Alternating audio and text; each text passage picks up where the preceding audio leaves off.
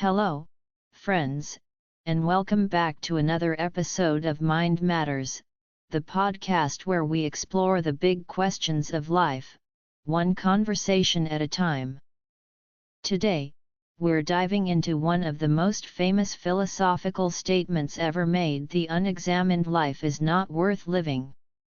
These words come from the ancient Greek philosopher Socrates, and they've echoed through centuries, inspiring thinkers, challenging norms, and, for some, causing a little existential anxiety.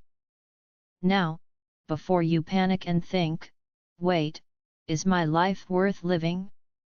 Have I examined it enough? Relax. This episode isn't about judgment. It's about exploration.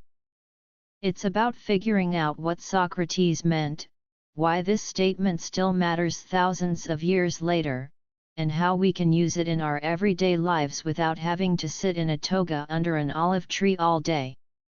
So, grab your coffee, tea, or whatever fuels your thinking, and let's unpack this together. Part 1: The origin of the quote. Let's start with the backstory. The phrase "the unexamined life is not worth living" was reportedly spoken by Socrates during his trial in 399 BCE. He had been accused of corrupting the youth of Athens and of impiety, basically, not respecting the traditional gods of the city. His punishment? Death by drinking poison hemlock. Now, why would a man facing death say something like this? Socrates' defense was that he had spent his life questioning people, challenging their beliefs, pushing them to think critically, and urging them to seek truth and wisdom over comfort. For him, this wasn't just a hobby. It was his mission. To stop questioning would mean betraying himself and the very purpose of his life. So when he says, "the unexamined life is not worth living," he's not just throwing around poetic words. He's making a radical statement. That living without reflection, without asking why and how, is essentially just existing, and existence without awareness, without purpose, isn't truly living. Part 2: What does examining life really mean? Okay, but what exactly does examining life mean? Is it about constant self-analysis until your brain feels like a tangled ball of yarn? Not exactly. Examining your life can mean asking questions about your choices, your values, and your actions.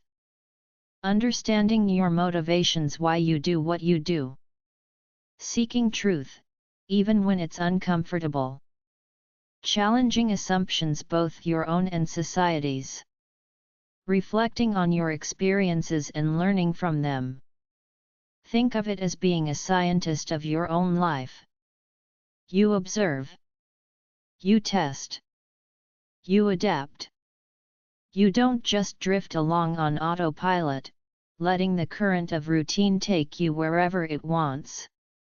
The opposite of an examined life? A life lived passively, chasing trends, doing what's expected without asking why, or living only for short-term pleasures without considering the bigger picture.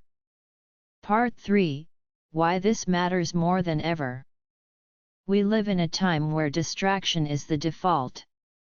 Social media, streaming platforms, endless notifications, they all compete for our attention. And while they can be fun, they can also keep us from ever really sitting with ourselves and asking the tough questions. If Socrates were alive today, he might be walking around Athens, or maybe on Twitter, asking things like, "Why do you believe what you believe? Are you making choices for yourself or because others expect you to? What does happiness really mean to you? If you had only 1 year left to live, what would you change?" These questions might sound intense, but they're actually a form of liberation. Self-examination frees you from living a script someone else wrote for you. Part 4. Common misunderstandings. Now, let's clear up a few myths. Myth number 1. Examining your life means being serious and philosophical all the time. Nope.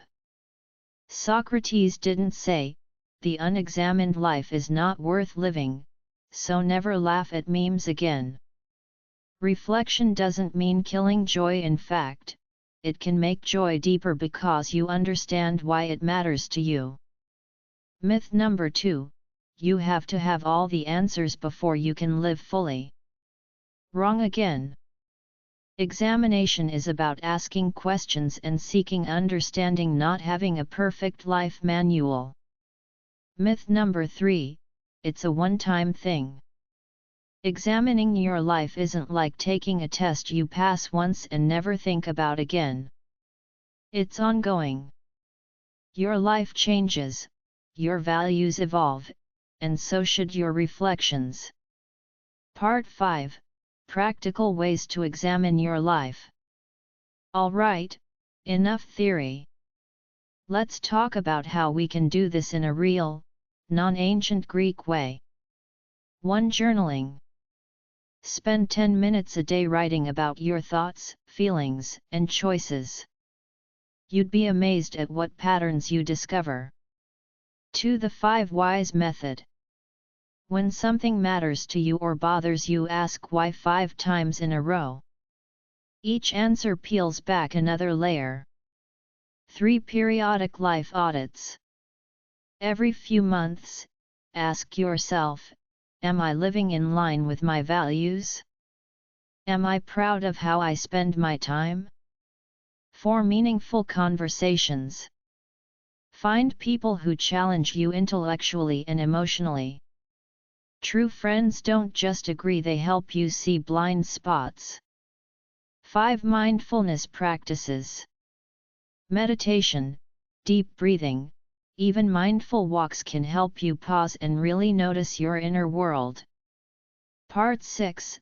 The courage to change. Here's the hard truth. Examining your life might reveal things you don't like. Maybe you realize your career isn't aligned with your passions. Maybe your relationships aren't healthy. Maybe you've been avoiding something you need to face. That's the moment where reflection meets courage.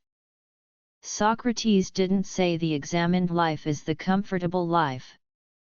It's often challenging, but it's also richer, more authentic, and more yours. Part 7. Stories of examined lives. Let's look at some modern examples. Malala Yousafzai risked her life to advocate for girls' education because she examined the injustice in her society. Steve Jobs famously reflected on mortality and used it to guide his decisions, saying, "Remembering that you are going to die is the best way I know to avoid the trap of thinking you have something to lose." Nelson Mandela spent 27 years in prison reflecting on justice, equality, and forgiveness, emerging with a clarity that changed a nation. These people didn't just drift. They chose with awareness. Part 8. The personal payoff. When you live an examined life, your choices feel intentional. You waste less time on things that don't matter. You're less shaken by external events because you know your inner compass. You find meaning, even in hardship. It doesn't mean you'll have a perfect life, it means you'll have a life that feels like it's truly yours. Closing thoughts. Socrates didn't fear death because he feared living without purpose more. In our fast-paced, noisy world, the call to examine our lives might be more urgent than ever. You don't need to move to a cabin in the woods or read every philosophy book ever written. You just need to start asking honestly, bravely, why am I living the way I'm living? And is it the life I truly want? Because the truth is, the examined life isn't just worth living, it's worth cherishing. That's it for today's episode of Mind Matters. If this conversation got you thinking, share it with someone who loves a good question. And if you want to keep exploring life's big ideas, hit that subscribe button. Until next time, keep reflecting, keep growing, and keep living, not just existing.